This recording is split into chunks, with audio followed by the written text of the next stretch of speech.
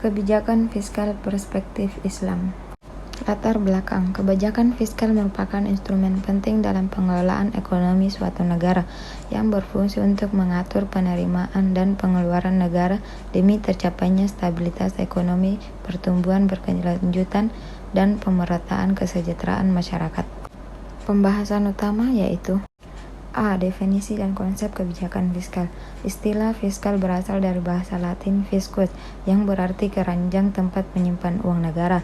Dalam praktiknya, kebijakan fiskal berfungsi sebagai alat penting dalam pengelolaan ekonomi makro, terutama untuk menstimulasi atau menahan pertumbuhan ekonomi, mengatasi pengangguran, dan mengontrol inflasi. Kebijakan fiskal memiliki beberapa fungsi utama, yaitu fungsi alokasi, yaitu mengarahkan anggaran untuk pembangunan ekonomi. 2. Fungsi distribusi, yaitu mengatur pendapatan dan subsidi untuk meningkatkan kesejahteraan masyarakat. Yang ketiga, fungsi stabilisasi, yaitu menjaga kestabilan makroekonomi dan pertumbuhan ekonomi. B. Kebijakan fiskal di masa Rasulullah SAW. Kebijakan fiskal di masa Rasulullah memegang kekuasaan pemerintah pertama di kota Madinah. Ketika itu negara tidak mempunyai kekayaan apapun karena sumber penerimaan negara hampir tidak ada.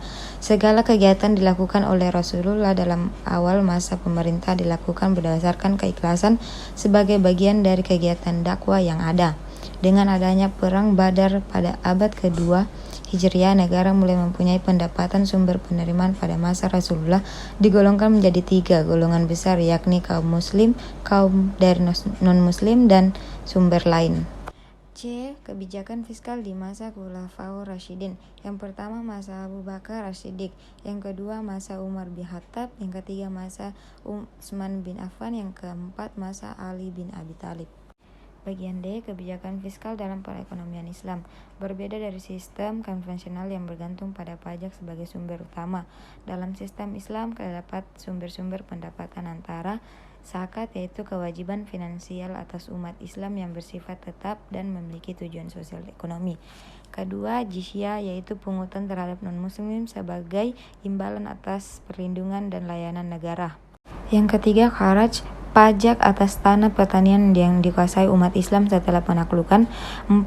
Ghanimah dan fai, yaitu harta rampasan atau hasil yang diperoleh tanpa perang yang dialokasikan untuk kebutuhan publik. 5. Wakaf dan hibah, yaitu sumber pembiayaan sosial yang bersifat sukarela dan abadi. E. Kebijakan fiskal dalam aliran ekonomi modern. Dalam aliran ekonomi modern, kebijakan fiskal tidak lagi dipahami sebatas pengelolaan anggaran pendapatan dan belanja negara, melainkan sebagai strategi ekonomi yang aktif dan kompleks, digunakan untuk mempengaruhi pertumbuhan ekonomi, mengurangi ketimpangan pendapatan, menjaga stabilitas ekonomi makro, dan menciptakan pembangunan yang berkelanjutan. Bagian F. Formulasi kebijakan fiskal Islami di era modern. Secara prinsip, sistem fiskal dalam Islam berbeda secara fundamental dengan sistem konvensional. Dalam sistem konvensional, fokus utama adalah pada efisiensi ekonomi dan pertumbuhan yang kadang mengabaikan dimensi moral dan keadilan sosial. Sebaliknya, sistem fiskal Islami berlandaskan pada maksud al-syariah, tujuan syariah yang bertujuan untuk menjaga agama, jiwa, akal, keturunan, dan harta. Sekian dari saya. Terima kasih. Wassalamualaikum warahmatullahi wabarakatuh.